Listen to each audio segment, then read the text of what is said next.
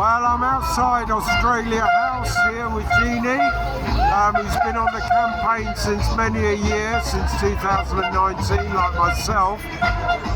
Great celebrations here at the freedom of Julian Assange. Jeannie, can you give us a little summation about how you're feeling and what do you think's going to come up? Can you help us? I feel wonderful. I feel so happy, and proud also to have helped, along with everyone else who's here, Julian become free and be taken home to Australia. We've come here, many of us, every week. We are part of that. Thousands of people around the world who have come out, rain, shine, winter, summer, and also experienced hostility in the beginning because people didn't know, they didn't understand what was at stake and what was happening to Julian. So today, I feel incredibly privileged to be with everyone else who's here celebrating. I think for Julian, it will be a long road to recovery. I hope people leave him and Stella in peace. I don't want to go into the details because I'm only learning them myself, but it seems to me that he and his legal team have done an incredibly careful deal with the US, which sets a precedent and doesn't set a precedent.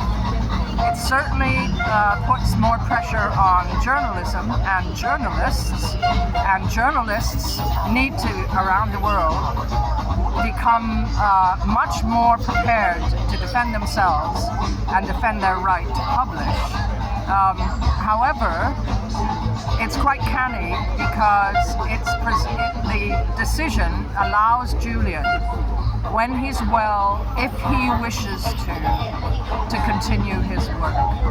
In the meantime, all of us need to continue as well because the threats to our freedom, to journalism, to our legal processes, war, also genocide, etc., being practiced in front of us and us not being allowed to know about it, still remains.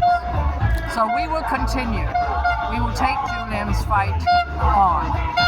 Well, there we are, EF Press on the street, on the beat, in the Strand outside Australia House.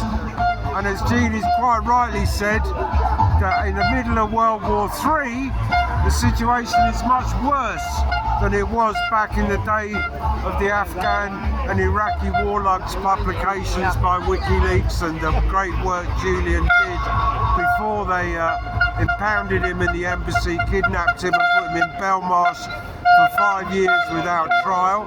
And we still have a fight with Julian to get the new President Trump possibly to pardon him from these felony charges that he had to sign off. And also the Australian government, who are trying to charge him $500,000 to fly him out of the country. And this is outrageous. And all the good work that Albanese and the Australian Parliament and government have done is being undone by unduly punishing Julian financially. And the Australian government should not only bear the cost of this, but should also compensate him for sitting on their fucking hands for the past 12 years. Free Julian Assange!